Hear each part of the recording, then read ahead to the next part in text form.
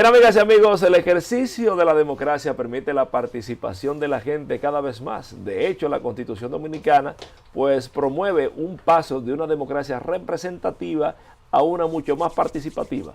En ese sentido, sobre todo el umbral del primer cuarto del siglo XXI ha traído un accionar de participación ciudadana, y la formalización en República Dominicana de la participación ciudadana ha llegado acá a esta mesa de diálogo urgente. En tal sentido, tenemos el día de hoy al director ejecutivo de Participación Ciudadana, Carlos Pimentel. Carlos, bienvenido a Diálogo Urgente. Cómo no, muy buenos días. Buenos días, Carlos. Un placer estar con ustedes e intercambiar sobre el acontecer nacional.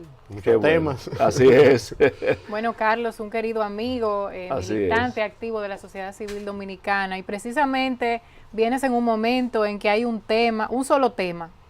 Félix Bautista ha sido vetado por los Estados Unidos junto a toda su familia. ¿Cuál es la opinión de Participación Ciudadana al respecto? Bueno, yo pienso que todos los estados tienen derecho a hacer cumplir sus normativas. En este caso, el Departamento de Tesoro ha entendido que existen indicios de corrupción del senador Félix Bautista en el marco del proceso de reconstrucción de Haití luego del terremoto. Y la normativa que se ha aplicado es específicamente para personas vinculadas a actos de corrupción, vinculadas a narcotráfico, terrorismo y violación de derechos humanos. En el caso del senador Félix Bautista, específicamente por caso de corrupción. Y esa normativa establece congelar los bienes, evitar las actividades comerciales y financieras de la persona sancionada. Eso es lo que ha pasado con el senador Félix Bautista, igual como ha sido investigado en Perú, como ha sido investigado en Panamá y como ha sido investigado en la República Dominicana en distintas ocasiones. Eso es simplemente lo que ha sucedido con relación a este caso. Parece que eso no hay que alarmarse, sino que cada estado tiene derecho a aplicar la ley. Lo que debemos preocuparnos es que el Estado dominicano y sus instituciones puedan prevenir, perseguir y sancionar los actos de corrupción, que es precisamente lo que la ciudadanía está demandando en estos momentos, que en el país pueda disminuir los altos niveles de impunidad, porque corrupción y actos de corrupción existen en todos los países del mundo y probablemente existieron ayer, hoy y mañana. La única diferencia es y está relacionada con los niveles de sanción. Y en el caso de la República Dominicana, pues para nadie es un secreto que la corrupción que involucra a la delincuencia política o la delincuencia empresarial, pues no tiene sanción, y que en nuestra historia, en los últimos 40 años, no hay casos importantes que podamos poner como ejemplo de sanción contundente de la corrupción en la República Dominicana. ¿Tú crees, Carlos, que en el caso, por ejemplo, del senador Bautista que nos ocupa, la compañera Elizabeth decía que la justicia dominicana es muy débil? ¿Tú entiendes que ha habido un ejercicio por parte de la Judicatura Dominicana de impunidad en el caso de Bautista? Mira, en este caso y en otros, nosotros tenemos que recordar que con relación al senador Félix Bautista, secretario de organización del Partido de la Liberación Dominicana, se han realizado decenas de denuncias. Esta misma con relación a la agenciarse contratos para la reconstrucción de Haití no es una denuncia nueva. Esa denuncia se ha venido realizando desde el 2013, del 2014. Y obviamente es muy difícil que un ministerio público que no es independiente en la República Dominicana, no lo es ahora ni lo fue ayer, porque la forma de designación y los altos niveles de cooptación política partidaria pues impide que en el país podamos tener un procurador general de la República independiente. No lo es ni lo fueron los otros. Entonces es muy difícil. Pero son los jueces que es muy difícil llevar una investigación con relación a el secretario de organización del partido. Se hace muy difícil y muy cuesta arriba, y sobre todo una investigación que sea profunda, que sea una investigación de calidad, que técnicamente permita al Poder Judicial establecer sanciones. Porque una de las cosas que está demostrado en la República Dominicana es que tenemos investigaciones que son claramente mediáticas, que para fines mediáticos parece ser que el Ministerio Público presenta una acusación, pero desde la perspectiva procesal es muy débil, y entonces se utiliza el argumento de que el Ministerio Público ya cumplió su trabajo y que presentó la acusación y que le toca al Poder Judicial. Entonces, eso lo manejamos muy bien y hay casos con relación a actividades de esa naturaleza. El propio caso que se acaba de presentar tiene características de esa naturaleza que lo podemos analizar más adelante.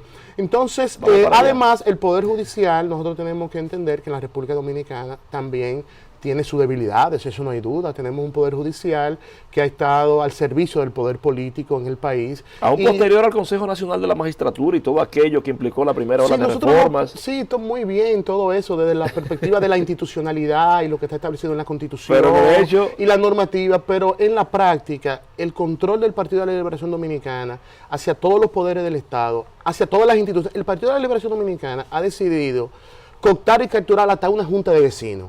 Entonces, en ese proceso de captura, en ese proceso de control, el Poder Judicial también es parte de ese entramado. Elizabeth, pero el PRD en su momento también lo tuvo con Hipólito Mejía todo y no hubo ningún nivel de resultado distinto. Bueno, pero perfecto. Desde mi punto de vista y cuando yo analizo la corrupción, la analizo primero no por periodo de gobierno, sino yo lo analizo de manera sistémica y estructural. Incluso trato de salirme del análisis de casos de corrupción. Yo estoy convencido. Casos de corrupción, ayer, hoy y mañana, tenemos un sistema, una institucionalidad que permite, que promueve la corrupción, la impunidad. ¿Y cuál sería la salida ante esa realidad que tú planteas? Mira, yo pienso que la República Dominicana se encuentra en una situación muy difícil y muy complicada en estos momentos. Los síntomas graves de la crisis de la democracia están en la mesa de debate. A mí me parece que llamar a un diálogo urgente es fundamental, porque hay una fractura del consenso. Fíjate que ha sido difícil. Pacto eléctrico, el pacto fiscal no va. La ley de partido, el consenso es al interior de un partido. Así es. Y ni siquiera el comité político del Partido de la Liberación Dominicana se ha podido poner de acuerdo. Y se trasladó al Entonces, nosotros, claro, se convirtió en un debate nacional. Sí. Y no es un debate nacional el punto por el cual existe el tranque. Entonces, obviamente, nosotros tenemos instituciones llamadas a prevenir, instituciones de control, que no juegan su rol, que no asumen su competencia. Y estamos hablando de lo que dice la ley, porque nosotros hemos llegado a un momento que lo que estamos demandando es que se cumpla la ley, que se cumpla la ley. Yo he expresado en algunos momentos que hasta las leyes que no son muy buenas jurídicamente, hasta esas se deben cumplir, porque es la cultura del cumplimiento de la ley, de los gobernantes y de los gobernados. Es el principio de la legalidad. Pero en los actuales momentos estamos en retroceso importante de esa institucionalidad democrática. Fíjense que lo que hemos avanzado en los últimos 30 años con relación a fortalecer la democracia, porque sin duda hay avances, ahora mismo hay riesgos. Pero ¿y el papel de la participación ciudadana? ¿Cuál es?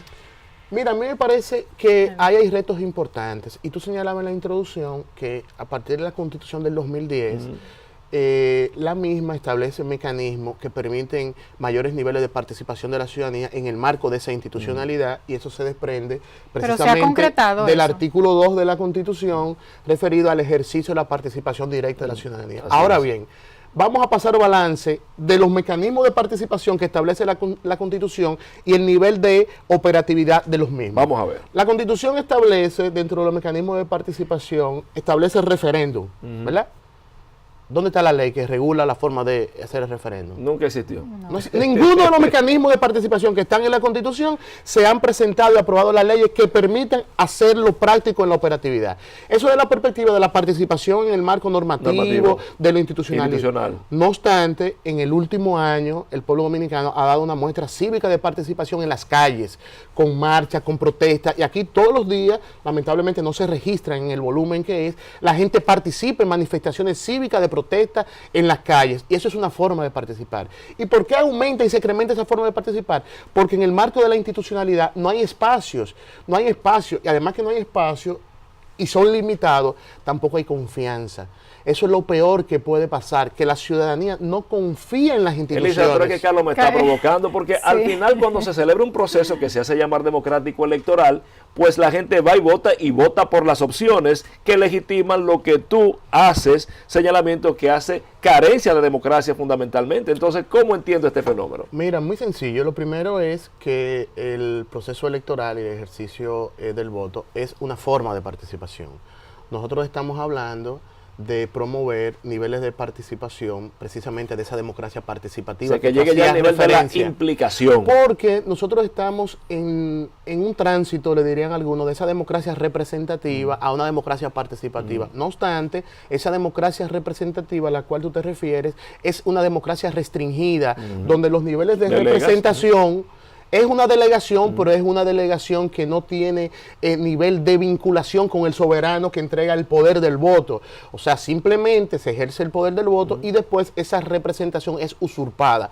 Es tan así que fíjense cómo de manera natural los comunicadores, los periodistas, los ciudadanos se refieren al ejercicio de los senadores y diputados, su ejercicio legislativo, se refieren como que es una decisión del partido. El partido dijo, el partido no dijo, y es el mandante. El partido es el medio para acceder a una posición electiva. Entonces nosotros tenemos una democracia restringida, totalmente desvirtuada, y que el mecanismo de representación como tal no existe, porque tú tienes legisladores ahí que apoyan propuestas o rechazan propuestas, pero nunca han consultado, ni tienen los mecanismos de consultar a quien le dio el mandato. Entonces, ¿quién es que baja la línea? El partido. Claro. Entonces nosotros estamos obligados, esta generación está obligada, por lo menos a explicarle a la ciudadanía cómo funciona el sistema democrático, cómo debe funcionar el sistema democrático, porque si no, nuestro discurso, y en algunos casos con el afán político, con los intereses que se pueda tener, nosotros lo que generamos es una distorsión en la educación ciudadana de estos temas. ¿Tú crees que las protestas han tenido sus resultados? ¿Crees que en ese marco de participación se ha logrado algo? ¿Y qué pudiéramos decir que se ha logrado? Mira, yo estoy convencido que los niveles de manifestación y de expresión de la ciudadanía tienen resultados concretos. Y un resultado concreto y específico es precisamente ese despertar. O sea, nosotros no podemos minimizar que las manifestaciones más importantes en los últimos 50 años se produjeron el año pasado. Entonces, eso de por sí es un elemento importante, es un elemento que nosotros tenemos que felicitar. Ahora bien, cuando se plantea el fin de la impunidad, no es plantear una reivindicación de que se construya una escuela o que se construya un hospital, ni mucho menos. El fin de la impunidad es una reivindicación claramente que va a la médula del sistema político de la República Dominicana. Y obviamente eso necesita mayor participación de otros actores y además necesita mayores niveles de beligerancia. Pero no hay dudas que si en el país no se generara los niveles de protesta, los niveles de manifestación, probablemente con casos importantes no estuviéramos precariamente donde estamos hoy. Carlos, dos preguntas para ti. ¿Tú dirías que la Marcha Verde, por ejemplo, que es la protesta reciente, concreta, donde se ha aglutinado una parte del pueblo dominicano, ¿tú dirías que la Marcha Verde está en contra de los partidos políticos, por ejemplo, que es una interrogante que se hacen muchos comunicadores? Mira, lo primero que hay que entender, la diversidad en Marcha Verde. Hay diversidad política, ideológica, de creencias, de concepciones. Y que eso es un logro de la Marcha Verde, que ha logrado que esa diversidad se articule, se ponga de acuerdo y participe de manera colectiva. Al interior de la Marcha Verde, el acuerdo que tenemos es la lucha contra la corrupción, la lucha por el fin de la impunidad. Porque muchos creen que Marcha Verde se convertirá en un partido que va a llevar a una persona como candidato. En ese nivel de argumento, honestamente, yo prefiero ya ni debatirlo ni responderlo, porque de participación decían eso en su fundación hace 25 años. Así es. Es un argumento que para mí ya es... que no tiene sentido. Sí. Nosotros tenemos que aportar, a profundizar en el nivel de debate, de reflexión, de propuesta, pero ya ese tipo de, que parecen como, hay chismes de farándula, hay chismes políticos. Entonces, por lo menos yo quiero salirme de ahí. Tengo dos preguntas para ti. La primera, tú eres director ejecutivo de Participación Ciudadana y lo que estás planteando en esta mesa de diálogo urgente no es un tema espontáneo, sino un cambio de modelo en República Dominicana. ¿Qué está haciendo Participación Ciudadana para que esas manifestaciones que son espontáneas sean inducidas a esa participación necesaria de la ciudadanía? Mira, perfectamente.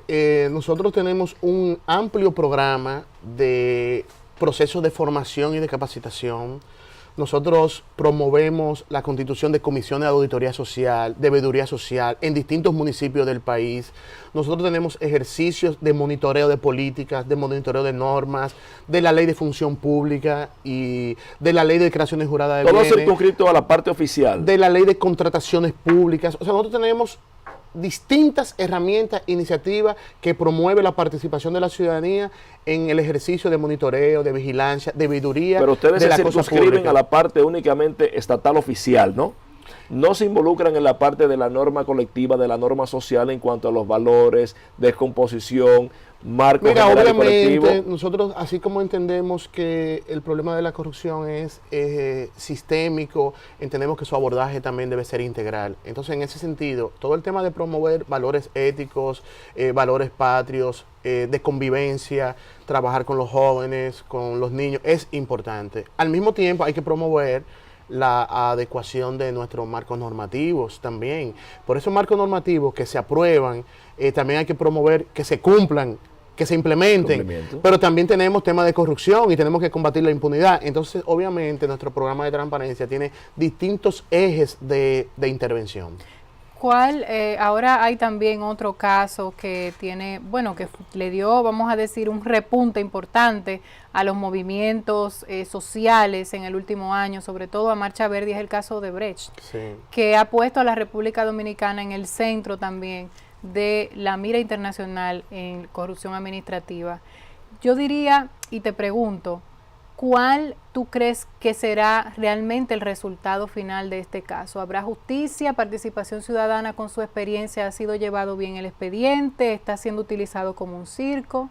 Sí. ¿Qué piensan ustedes? Bueno, lo primero es que cuando las confesiones de la empresa Odebrecht y luego del informe del Departamento de Estado, nosotros vimos que era una oportunidad para la República Dominicana, porque no había forma de evitar que las informaciones vinculadas a este caso puedan fluir abiertamente. Y eso es lo que ha pasado hasta el día de hoy.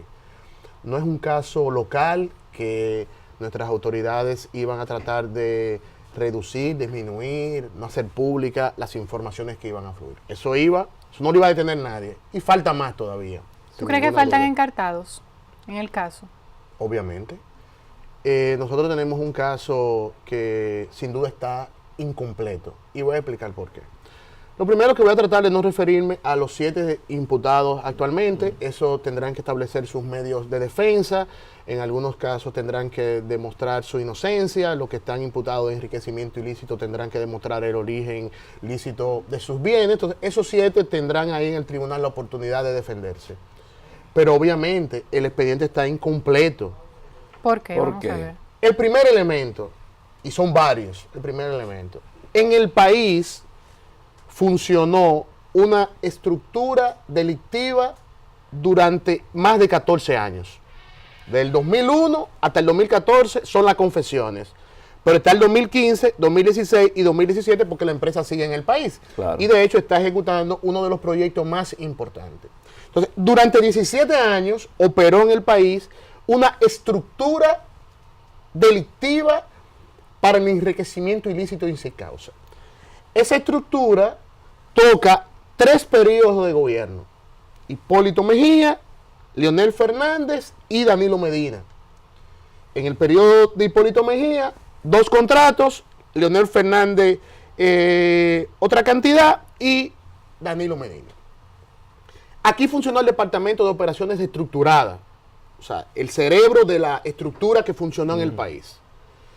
Un caso que vincula sin duda funcionarios públicos, que vincula empresarios también y probablemente otros actores. Es un caso que el modo de operación es sobornos, sobrevaluaciones y financiamiento. Cuando tú miras lo que se ha presentado como expediente, tú vas a tener que se ha imputado a 7 personas sobornos en algunos casos, lavado de activos en otros, enriquecimiento ilícito en otros. ¿Dónde están los hechos que muestren la operación en el país de una estructura delictiva? Eso no está. No está. Pero además... ¿Tú crees que eso es a propósito? Además, el tema del financiamiento. Yo le iba a hacer esa pregunta. El tema del financiamiento y las sobrevaluaciones está excluido.